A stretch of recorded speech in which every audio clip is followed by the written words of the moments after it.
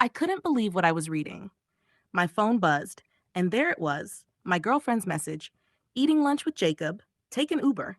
I stared at the screen, my heart hammering and my mind racing. Jacob? That's the guy she had mentioned only a few times, a coworker she said was just a friend. And now she was casually telling me to take an Uber while she sat with him. I sat in stunned silence, trying to process what this meant. My first instinct was to call her, confront her, demand answers, but something inside me clicked. I needed to see this for myself. I had spent months trusting her, believing she was loyal, thinking that our relationship was solid. But this text was different. Cold. Deliberate.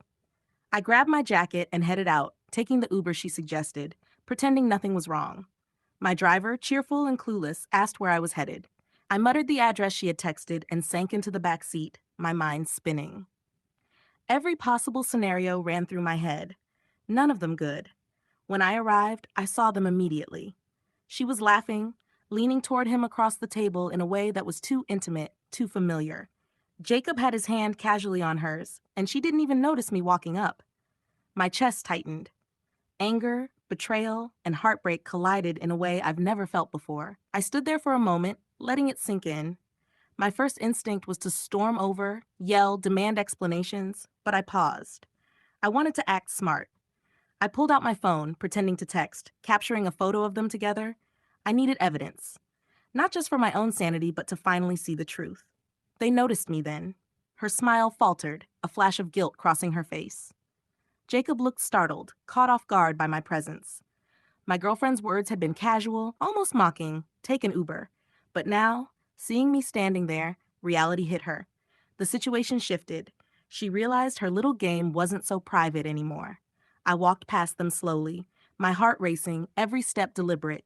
I could hear her start to stammer, trying to explain, to cover up, but I didn't turn around. I didn't want her excuses. I didn't want to see her lies. I only wanted to feel my power return, to show her that I wasn't someone she could treat like a fool. Later, in the privacy of my apartment, I looked at the photo I had taken.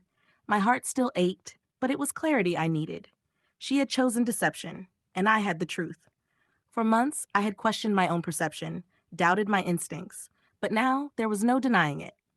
I decided I wouldn't confront her directly. Not yet. I needed a plan. I needed space to rebuild myself, to regain control. That night, I blocked her on every platform: text, social media, even our shared streaming accounts.